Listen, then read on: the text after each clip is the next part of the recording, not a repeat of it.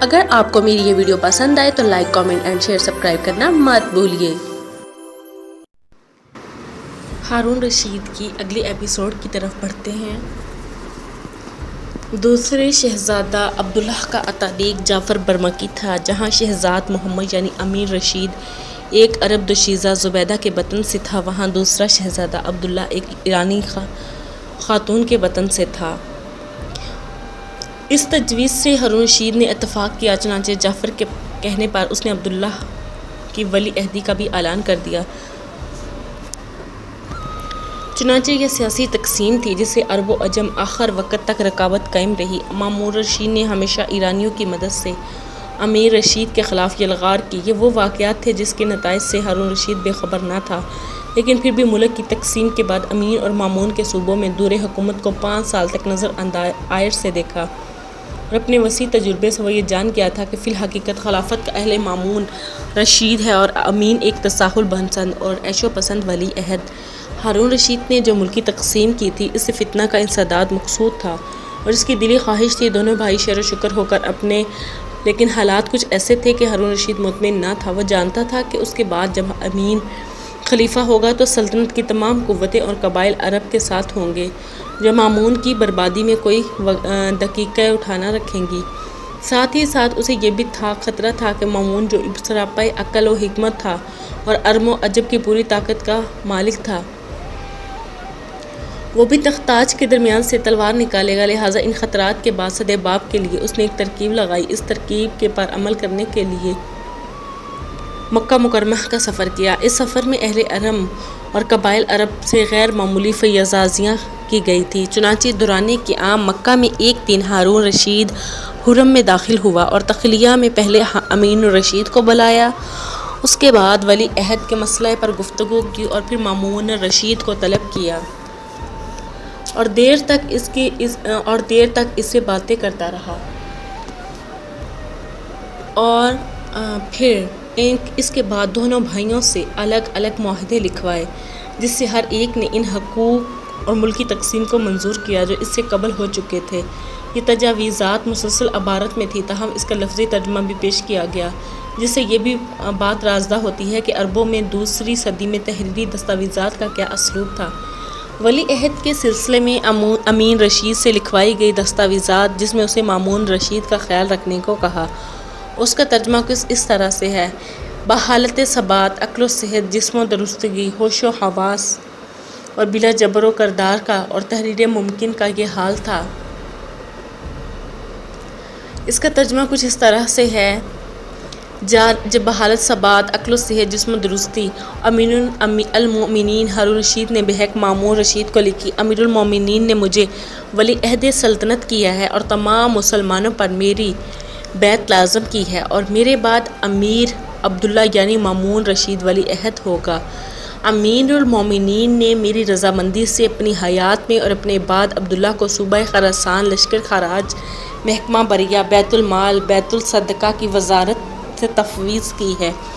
میں اقرار کرتا ہوں جو کچھ خلیفہ ہارون رشید نے بیعت خلافت، ولی عہد اور مسلمانوں کے عام معاملات کی کمانداری میرے بھائی کو دی ہے، میں ان جملہ امور کو تسلیم کروں گا، اور حکومت خراسان کے علاوہ جو جاگیریں اور ضیافت، زمین خاصہ یا جس قدر جواہرات اور اسباب، کپڑے اور غلام مویشی عنایت کیے گئے ہیں، وہ سب مامون رشید کی ملکیت سمجھ کر کچھ عذر نہیں کروں گا۔ جملہ عطیات کی فہرست مرتب ہو گئی اور میں نے اسے سمجھ لیا۔ اگر کسی چیز کو نسبت ہمارے درمیان اختلاف رائے ہو تو عبداللہ کا قول قابل قبول ہوگا۔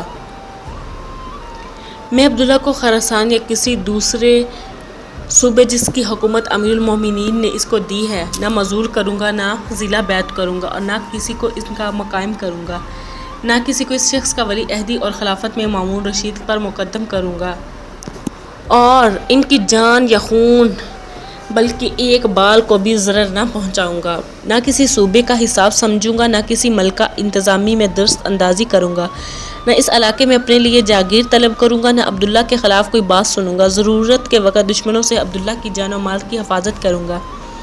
ہارون رشید کے ہمراہ یا ہارون رشید کی وفات کے بعد اگر عبداللہ صوبہ خراسان سے باہر ہوگا تو میرا فرض ہوگا کہ میں مامون رشید یعنی عبداللہ کو خراسان روانہ کروں اور وہاں حکومت اسے سپرد کر دوں۔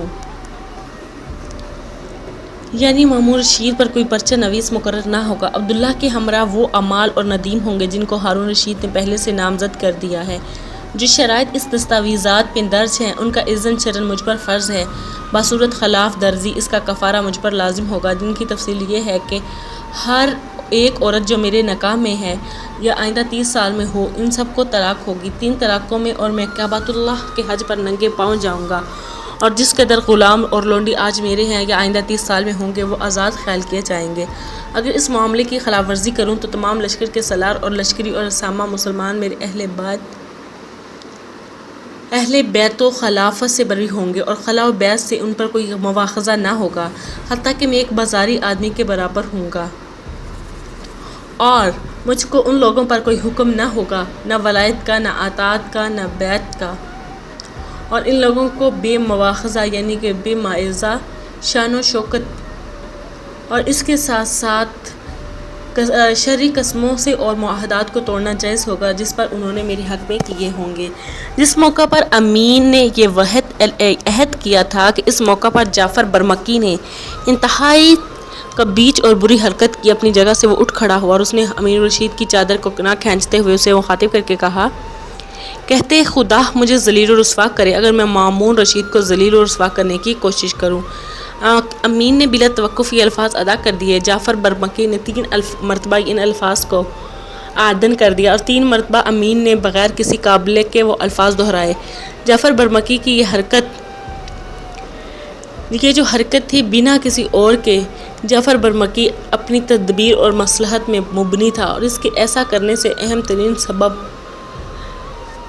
اور اس کے ساتھ ساتھ جعفر برمکی کی یہ حرکت یقیناً اس کی قلت تدبیر اور مصلحت پر مبنی تھی، اور اس کے ایسا کرنے سے اہم ترین سبب یہ ہے کہ جعفر نے ہمیشہ مامون رشید کا ساتھ دیا، اور اس کا ایسا کرنے سے دونوں بھائیوں کے درمیان نفرت پیدا ہو گئی۔ اور پھر اس موقع پر جعفر نے ہارون رشید کے احساس و شعور کی زیادہ بھی پرواہ نہ کرتے ہوئے امیر رشید سے یہ نزیبات کلمات اگوائے، حالانکہ یہ بڑی کفن اور نازک کڑی تھی، اور اس گھٹن گھڑی میں اس موقع پر بنو عباس کے تمام برآد و راز اور جو بھی اکابر موجود تھے ان سب کے سامنے ان کے نجیب اور اعلیٰ نسل کے عرب امیر رشید سے 3 مرتبہ اس کے الفاظ کہلوانا ہرگز دانشمندی نہیں تھی۔ ان الفاظ سے صاف طور پر مترشح ہو گیا تھا کہ جعفر برمکی عہد ولی اور مستقبل کے خلیفہ ابن رشید کے قولوں پر اعتماد نہیں کرتا تھا،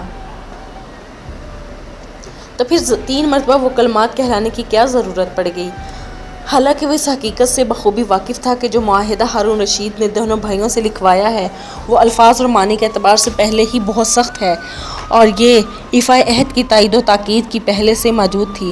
جعفر برمکی کی اس حرکت نے ہارون رشید کو اس کے خلاف مشتعل کر دیا تھا، اس لیے کہ ایسا کر کے اس نے امیر رشید اور مامون رشید دونوں بھائیوں کے درمیان نفرت کی خلیج اور گہرائی کرنے کی کوشش کی تھی۔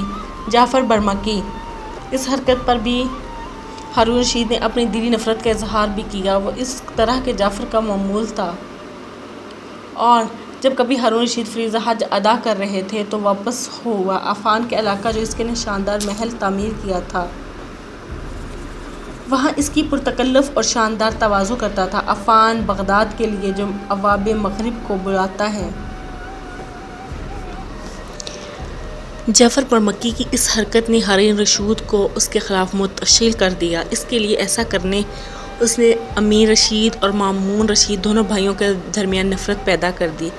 جب کبھی ہارون رشید فریضہ حج ادا کر کے واپس آتا تو عفان کے علاقہ میں جو اس نے شاندار محل تعمیر کروایا تھا وہاں اس کی پرتکلف اور شاندار تواضع کرتا تھا۔ عفان بغداد کے جنوب مغرب میں واقع تھا، بالکل لب دریائے فرات تھا، لیکن اس مرتبہ جعفر برمکی نے جب ہارون رشید دونوں بھائیوں کو ولی عہد بنانے پر آمادہ ہو گیا تو اس سے امید تھی کہ دونوں نو عمر سن شعور کو پہنچیں گے تو خود معلوم ہو جائے گا کہ ان دونوں سے ولی عہد کا در حقیقت سزاوار کون ہے، جو بہتر ہوگا اسے اختیار کر لیا جائے گا۔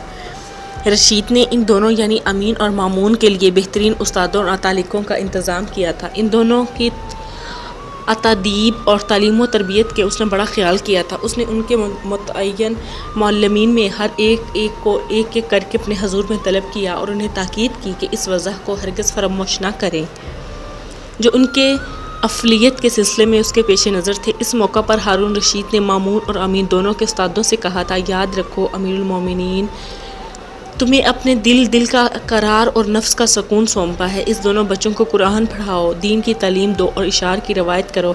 یہ بتاؤ کہ بات کب کرنی چاہیے اور آغاز سخن کس موقع پر کرنا چاہیے۔ ہنسنے سے روکو ہاں، مگر خاص موقع پر یہ تعلیم دو کہ مشائخ بنی ہاشم کی تعظیم و تکریم میں فراموش نہ ہو۔ جہاں ان کے پاس آئیں اور قائدین لشکر میں جب حاضر ہوں تو ان کے ساتھ شان شان برتاؤ کریں۔ میرے بیٹوں کے ساتھ تمہاری کوئی گھڑی ایسی نہ گزرے کہ تم انہیں کچھ سکھا نہ دو، لیکن زیادہ سختی کے ساتھ نہیں، اس سے ذہن مر جاتا ہے۔ جہاں تک ہو سکے شفقت اور نرمی کا برتاؤ کرو، لیکن اگر اس کا الٹا ہو تو پھر شدت اور سختی سے کام لو۔ ہارون رشید اپنے دونوں بچوں کو ہر اس جگہ دیکھتا جہاں سمع اور نظر کو فائدہ پہنچ سکتا تھا۔ وہ ان دونوں کو مساجد میں بھیجتا جہاں وقت کے ساتھ اساتذہ حلقہ بٹانے میں بیٹھتے رہتے تھے اور مختلف موضوعات اور عنوانات پر وعظ ہوتے تھے، اسباق پڑھائے جاتے تھے اور حاضرین کو وعظ اور ارشادوں سے مستفید کیا جاتا تھا۔ وہ ان دونوں کے پاس اہل کلام اور نظر کو بھیجتا تھا تاکہ دونوں باتوں میں طاق ہو جائیں۔ وہ انہیں جنگلوں اور ورزش گاہوں میں بھیجتا تھا کہ اپنی آنکھوں سے شجاعت اور قوت و طاقت کے پیکروں کو بھی دیکھیں۔ ایسے موقع پر ان دونوں کی حاضری لازمی تھی جب عساکر اپنے اسلحہ کو گھوڑوں کے ساتھ امیر المومنین کے سامنے سے گزرتے تھے، اور ٹھیک اس وقت جب یہ دور اندیش باپ اپنے دونوں بیٹوں کو بہترین آدمی بنانے کے لیے جدوجہد میں مصروف تھا اور ان کے لیے عمدہ طریقے وضع کرتا تھا کہ مستقبل میں یہ اپنی حکومتی ذمہ داری اس احسن طریقے سے انجام دے سکیں۔ ملکہ زبیدہ کی مامتا اور اس کا لاڈ پیار اس کے بیٹے امین کو بگاڑ رہے تھے۔ اس نے اپنے بیٹے کے لیے جملہ وسائل مہیا کر دیے تھے۔ استادوں اور تعلیق کو تاکید کرتی تھی کہ ہر وقت اسے درس و نصاب میں نہ الجھائے رکھے اور تہذیب و تادیب اور تربیت کی فراز سے اسے دل تنگ نہ کیا کریں۔ وہ ڈرتی تھی کہ اس طرح بچے کہیں پریشان نہ ہو جائے۔ وہ معلموں سے کہلایا کرتی تھی کہ اسے ڈانٹا نہ کریں۔ میری تم سے التجا ہے کہ امین کے ساتھ بے انتہا کی الفت، شفقت اور نرمی کا برتاؤ کرو، کیونکہ وہ میرے دل کا قرار اور آنکھوں کی ٹھنڈک ہے اور اسے میں بہت چاہتی ہوں۔ بہرحال رفتہ رفتہ بچے جب بڑھتے گئے تو ہارون رشید محسوس کرنے لگا کہ دونوں بھائیوں میں زمین و آسمان کا فرق ہے۔ جیسے جیسے ان دونوں کی عمریں بڑھتی گئی اور یہ معاشرے میں نمودار ہونے لگے، یہ احساس شدید ہوتا گیا کہ ساتھ ہی وہ اپنی جلد بازی میں ندامت بھی محسوس کرنے لگا کہ کیوں اس نے بے یک وقت دونوں کو ولی عہد مقرر کر دیا، کیونکہ اسے اب یقین ہوتا جا رہا تھا کہ مامون رشید نے اپنے بھائی امیر رشید سے زیادہ خلافت کا مستحق ہے۔ اسے ماں کے لاڈ پیار نے بگاڑ دیا ہے، اور وہ یہ بھی سوچنے لگا تھا کہ اس نے اسے ولی عہد بنا کر خلافت کے مستقل کے لیے خطرہ پیدا کر دیا ہے۔ ایک طرف ہارون رشید کا یہ حال تھا تو دوسری طرف اس کا وزیر جعفر برمکی کوئی ایسا لمحہ ضائع نہ کرتا تھا کہ ہارون رشید کے دل میں مامون رشید کی محبت اور امین کے خلاف نفرت پیدا کرتا۔ اس نے اندر ہی اندر ہارون رشید کے دل میں امین کی نفرت اور مامون کی محبت کو بڑی تیزی سے اجاگر کرتے ہوئے ہارون رشید کو اس بات پر آمادہ کرنا شروع کر دیا تھا کہ وہ امیر رشید کی ولی عہدی کو فسخ کر دے۔ روایت ہے کہ بعض خاص لوگوں نے جن پر رشید نے اپنے اوپر جعفر برمکی کے تاثرات کا اظہار کر دیا تھا، یہ خبر اڑ کر ملکہ زبیدہ سے پہنچ گئی۔ اس نے ہارون رشید کی خضوع مزاحمت کی، اس سے روٹھ گئی۔ آخر وہ بس ہو گیا اور ملکہ زبیدہ کو مخاطب کر کے کہنے لگا، تم میں اپنا بیٹا بہت لاڈلا ہے اور ہر ماں کا سلوک اپنے بچے کے ساتھ ایسا ہی ہوتا ہے، لیکن خدا سے ڈرو۔ خدا کی قسم تمہارا بیٹا مجھے زیادہ محبوب ہے، لیکن خلافت صرف اسی کو سزاوار ہے جو اس کا اہل اور مستحق ہو۔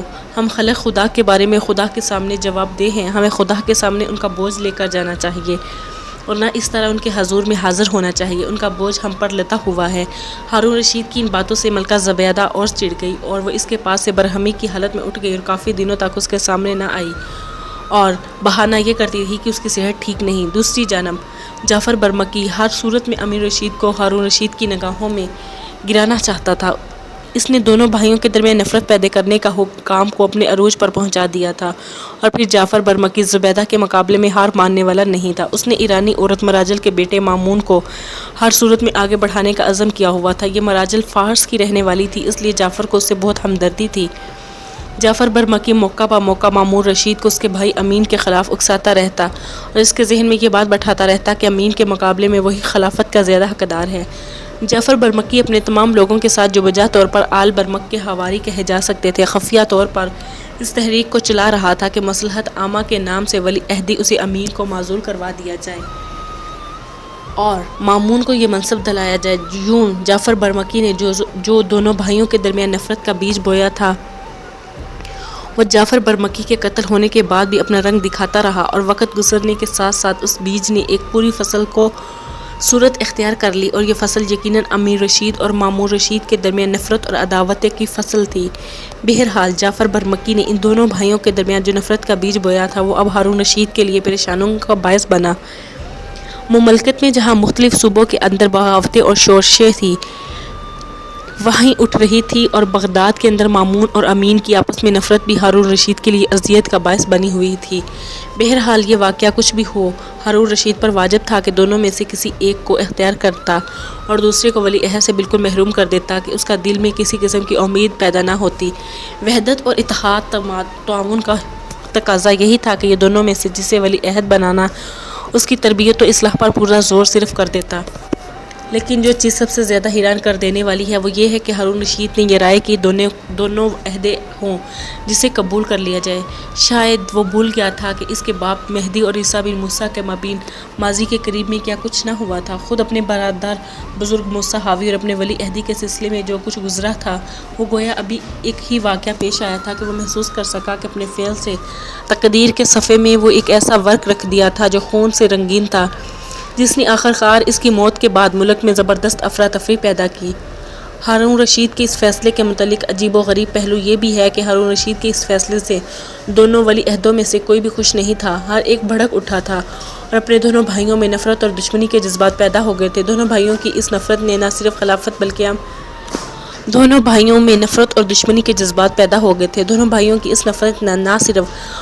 بلکہ عام لوگوں کو بھی اپنی لپیٹ میں لے لیا تھا۔ اجمی چونکہ مامون اور رشید کا ساتھ دے رہے تھے اور عرب عناصر امین کے ساتھ تھے، لہٰذا عربوں اور اجمیوں میں ایک طرح کی تقسیم اور نفرت اٹھ کھڑی ہوئی تھی۔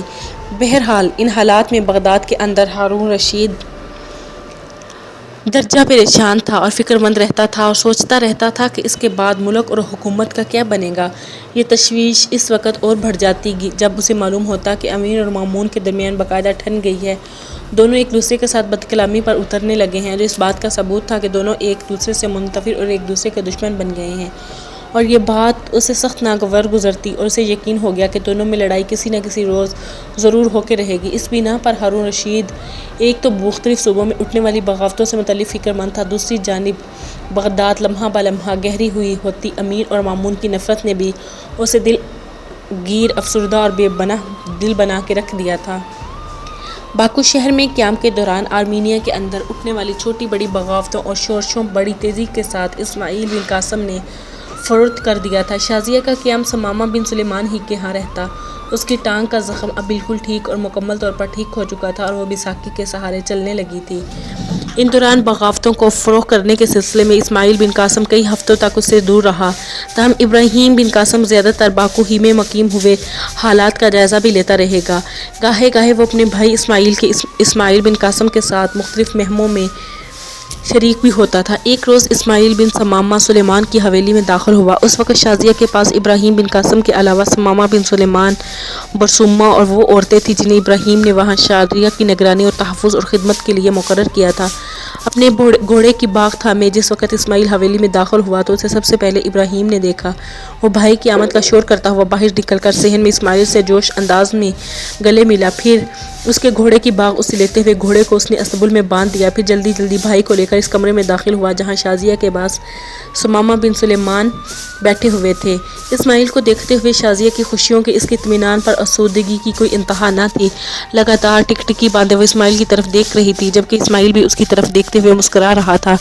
اس کی آمد سے پہلے شازیہ بستر پر لیٹی ہوئی تھی، اٹھ بیٹھی، آگے بڑھ کر اسماعیل نے اس کے شانے پر ہاتھ رکھا تھا، پھر بڑی محبت اور چاہت کا اظہار کرتے ہوئے کہنے لگا، لیٹی رہو، تمہیں اٹھنے کی ضرورت نہیں ہے، تمہیں آرام کی ضرورت ہے۔ جواب میں شازیہ مسکرائی، پھر کہنے لگی، میں سمجھتی ہوں اب مجھے لیٹنے کی ضرورت نہیں ہے، آپ کی تسلی اور اطمینان کے لیے میں کہوں کہ اب میں چل پھر سکتی ہوں، اور وہ سامنے میری بیساکھی پڑی ہوئی ہے، یہ ابن سلیمان لے کے آئے تھے، اب میں بالکل ٹھیک ہوں، زخم مکمل طور پر ٹھیک ہو چکا ہے، طبیب نے بھی آنا چھوڑ دیا ہے اور میں صبح شام اس بیساکھی کے ذریعے گھر کے صحن میں خوب چہل قدمی کر لیتی ہوں۔ جواب میں اسماعیل قاسم مسکرایا اور کہنے لگا، میرے لیے یہ انکشاف انتہائی خوشی اور اطمینان کا باعث ہے کہ تم مکمل طور پر صحت یاب ہو چکی ہو، تمہارا زخم بھی ٹھیک ہو چکا ہے، اب تمہیں کسی طبیب کی ضرورت نہیں رہی۔